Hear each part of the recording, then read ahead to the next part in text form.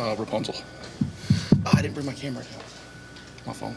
I just had pictures sent over at school. You having fun?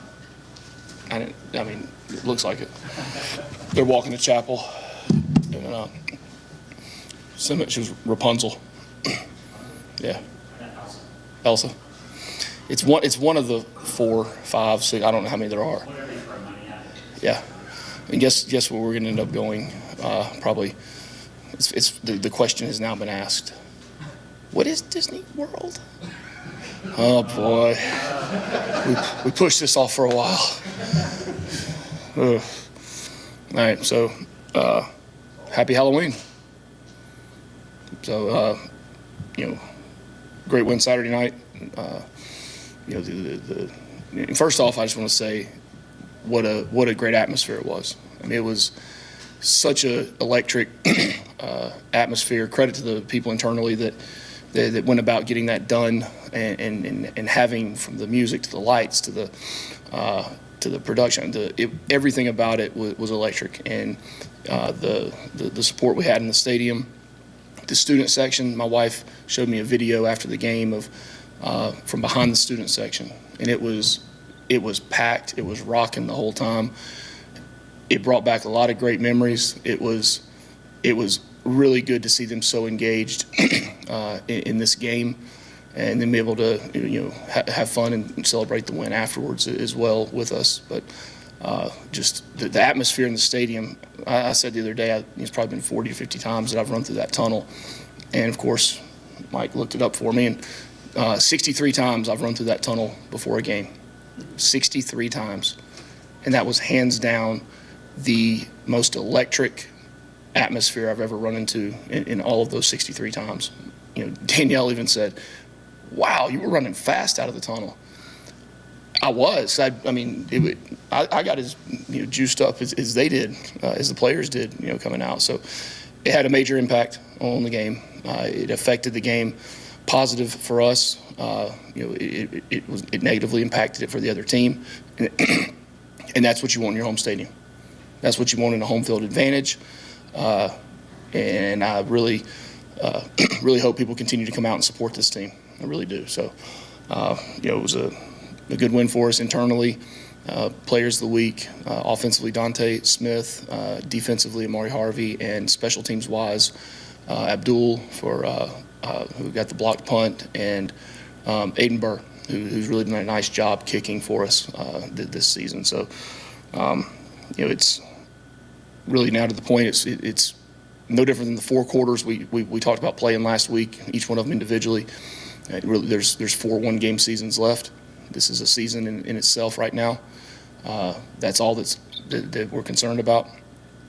And you really, when you talk about outcomes of games, and I talked to the team about this on Sunday, right? Because I know that externally, everywhere they go, everywhere they turn, people are going to ask them the question. People are going to ask me the question. You guys are going to ask them the questions.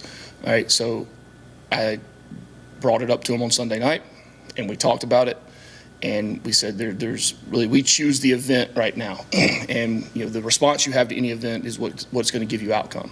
And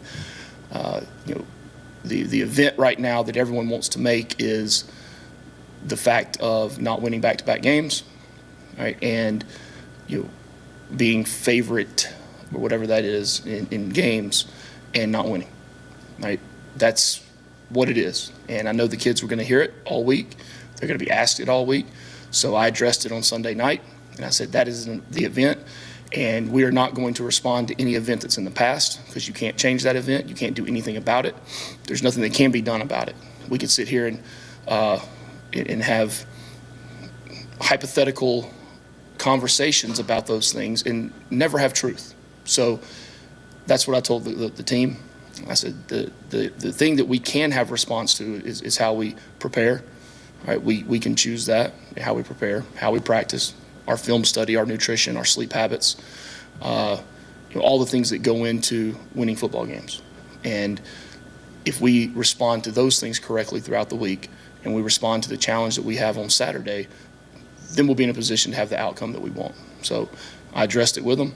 I actually had the E plus R equals O I had Henry Freer come up in front of the entire team, who does a fine job tutoring a lot of our guys at times, and had him write the formula on the board. And he tutored the entire football team on exactly how to solve that equation.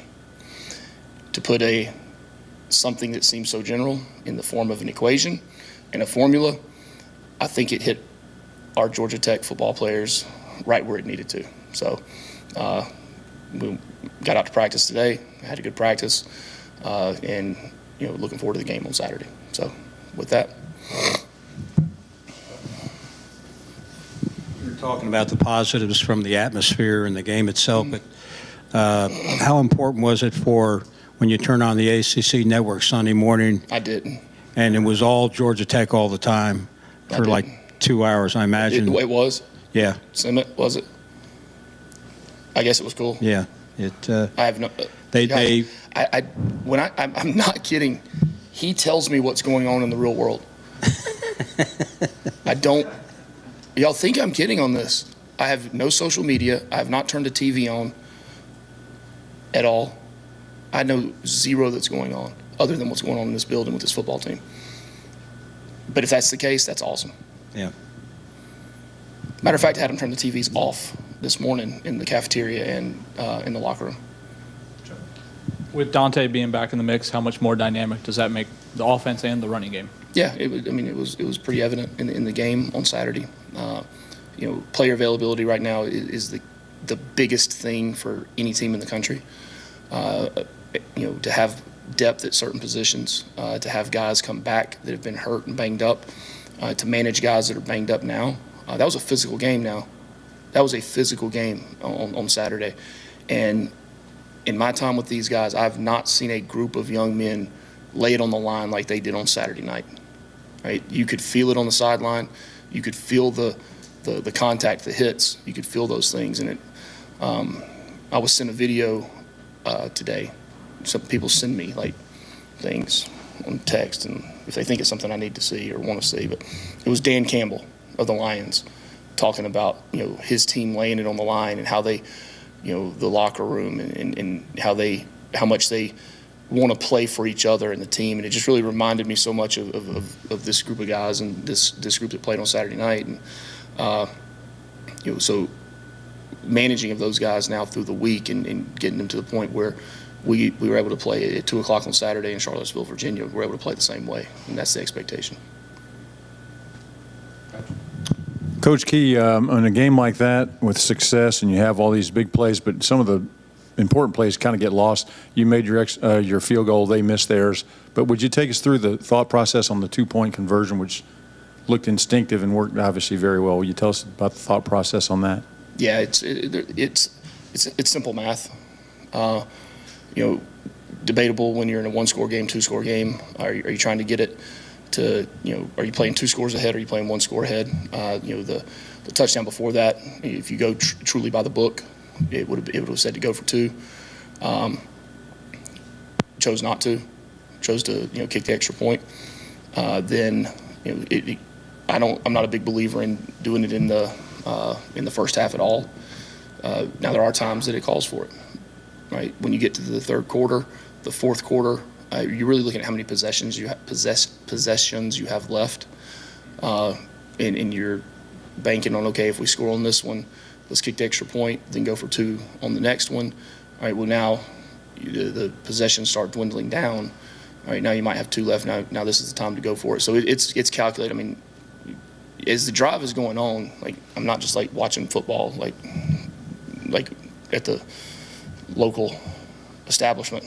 I mean, it's constant, thinking, after this drive, 2 drives ahead, how many drives are left? And, Pat Boyle, who stands with me on the sideline, and, he's one of the smartest football people that I've been associated with in all my years. And we sit there and play the game, the scenarios in our head through the whole time. And so that when those things come up, it's an easy go for it or not go for it. Now, there's situations in the game, too, though, where you're trying to plan for it and, oh, darn it, what do you do there? All right, so it has to be your gut reaction. All right, you plan for it as much as you can, I'll sit down today for 3 hours and watch situational football of everything that happened in college football last weekend.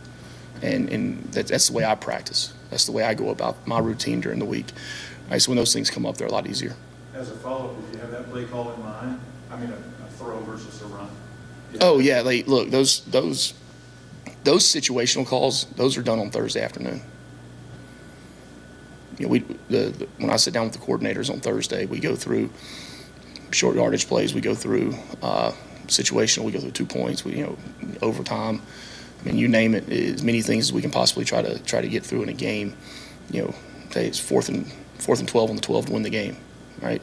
You know, you're down by 1. Last play, no time on the clock. You kick an extra point or going for 2. I mean, all those situations, we try to go through as many as you can. But inevitably, there's going to be, 8, 10 situations in the game that come up that you got to, go on the fly. You mentioned, you were talking about formulas earlier. So what is the formula for beating Virginia, who seems to be playing, better the last few games? Maybe Oh my the goodness, best they played all year. They're playing with a lot of confidence, and that's very evident when you watch the film. And having played Carolina last week, we had the crossover film. So this is 2 straight weeks now that we've seen this team and seen the improvement they've made. And it's like anything, it's a confidence level that they're playing with. And when you look at their team, they have, if I have it there, but I think it's 4 games or 3 games they've lost by a total of 10 points, in 3 games, or then 3 out of 4 they've been up, double digits on teams and ended up not winning the game. So who does that sound like? Who does that sound like? I mean, you're talking like this is a carbon copy that 2 plays here, 3 plays there in any given game. All right, records can be totally different. So records don't mean anything. They mean absolute 0 in November. Absolutely 0. You turn on the tape, and that's the challenge to the team and the coaching staff and the support staff and everyone in the building. Right? Unless you're sitting down and watching the tape and seeing what a team is and what your opponent is, right, there should be no judgment about who should win and who shouldn't win. Right? So. David.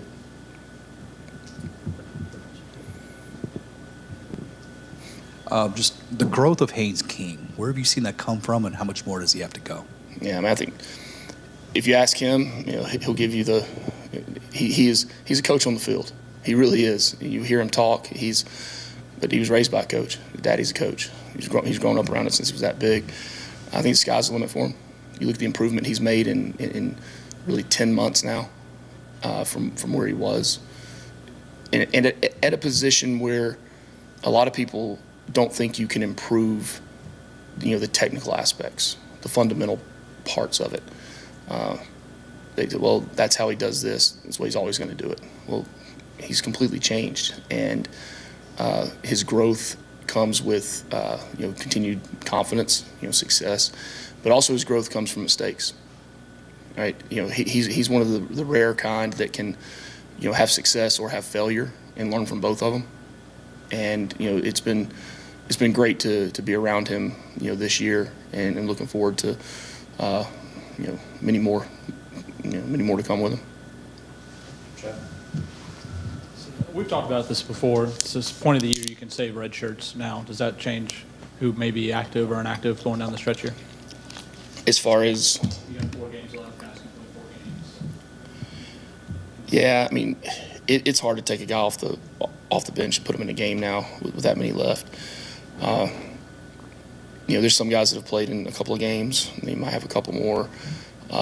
Really, it comes back to player availability. If we get in a situation where some guys start to go down, that would be a conversation we would have, and we do every Monday morning. We talk through the roster and where guys are at. Right now, I don't foresee anyone new popping into the mix. Going into that fourth quarter, what was going through your mind after you saw North Carolina possess the ball for just about the entire third quarter? We had to possess the ball for the entire fourth. It's not like you think. There's not a oh crap. I mean, Was that worrisome to you? no. No. Worrisome's not the right word. Does it throw your anxiety level through the absolute stratosphere? Yes. Worry? No. And the reason there's no worry was you have a feel for the team. You feel the team. You feel the energy in the crowd. And it's weird to say, but it was all connected together. I mean, everything was together with the fans, the support, down to the music and the video. I mean, everything with the team, and it was a locked in team. After the third quarter, you see a lot of times, and I think there's been a couple of times where I've brought the team up together between the third and the fourth. And now because of with the ACC Network doing the interviews and whatnot, that's not something that's done really. It happened organically on Saturday night. Amari Harvey was the one, I believe, that brought everybody up. You talk about a guy that's grown and is developing. I mean, look at Amari. I mean, he's starting to show up now. He's starting to make plays when plays are needed to be made. Made the play at the end of the game on Saturday night. And with that being said, Tez, who's the one who got hit, I was very concerned with that. That was a vicious hit now in the game. And I talked to Coach Brown yesterday and called him and asked him, or texted him and asked him how he was doing, and got a positive report there. So that made me feel good that there was nothing serious there, because that was a vicious play that he made. But it's a collision sport, and he made a play that got us the ball back. So.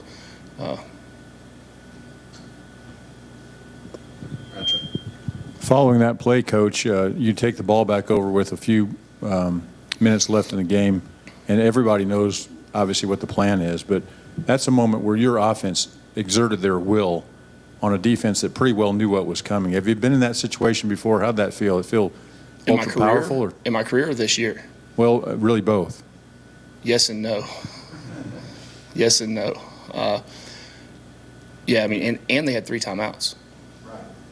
I mean, that's an eternity. I mean, that truly is an eternity in the game of football. Now, every single yard counts. Every decision is important. There's something I say to the team, and we talk about defining toughness. And how do you define the toughness of a football team? And we're working our way to get there. We're not close, all right? But one of those is, how do you run the ball when everyone knows you're about to run the football? And we check that box at that time. Now, that doesn't mean anything for this game. It means absolutely zero. Just like last week meant nothing from the week before. So, but to show, the team show that they can play and they can do those things. Now it's, well, how do you want to be viewed consistently over time now? How do you want to be seen? Do you want us to be seen as, oh, they did then, but not now? So it's the consistency we've got to continue to get to, and that's a work in progress, and we're working every day on it. David. Just after such a high, how do you flush this, get this group to re-lock in, and then prepare for It's Virginia? pretty easy.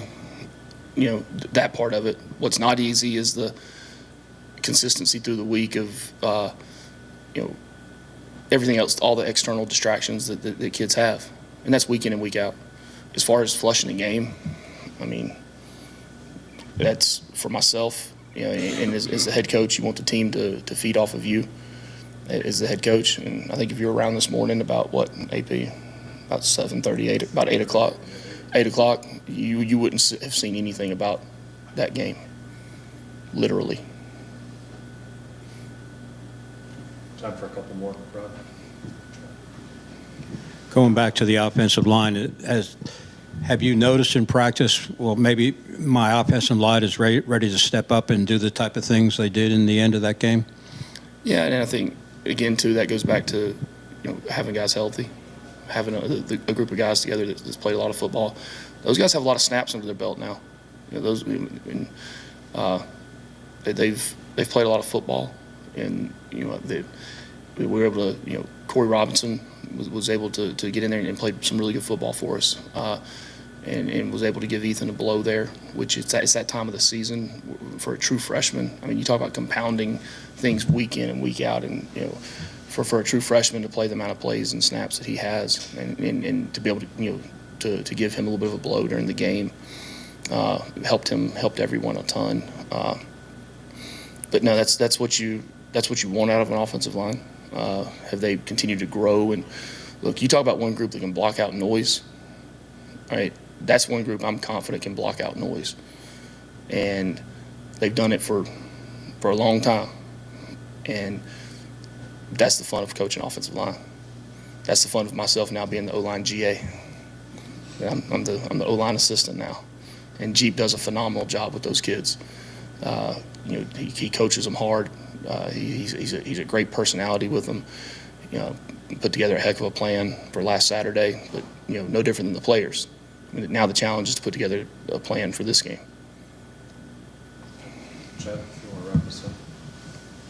You have a football player on the golf team this week. I don't know if you knew that. Is that why you dress so nice today? Yeah, absolutely. Yeah. Well, golf.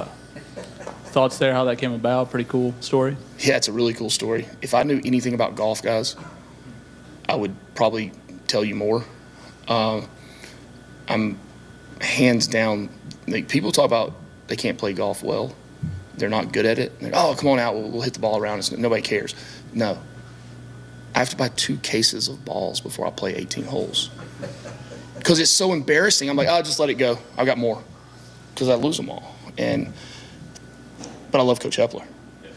And I've got a lot of good friends that played golf here. I respect this program, this golf program, tremendously. I mean, what he's done and how long Coach has done it here is, I mean, that's why he's legendary. That's why he will be, I mean, he's known everywhere. And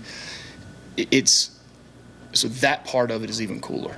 The one thing that we've talked a lot about with different coaches throughout the Athletic Association is, of everyone being together, all right? Football supporting basketball, supporting baseball, supporting golf, and women's volleyball and women's basketball, and all of those things. And this is another step that I think can help that. We could have some guys on our team that run track in the springtime, or we got some guys that play good baseball. I mean, whatever it is, like, if it doesn't interfere with the current sport, those are things that are really good for college athletics in general. This is a special time for these kids in college, and it's a special time here at Georgia Tech, and to be able to have that crossover, and regardless of how he hits it or plays, and Mike told me coming down, he actually did pretty decent when he was out there. That's what's cool about college athletics. That's what's cool about Georgia Tech, is that there is that crossover. Now you're building relationships with other sports and other people that are going through the same thing you are day to day. Okay. We'll wrap up. Thanks. All right, thanks, guys. Go Jackets. Thank you. Very fall. Yeah. Little sweater, little Taco Tuesdays.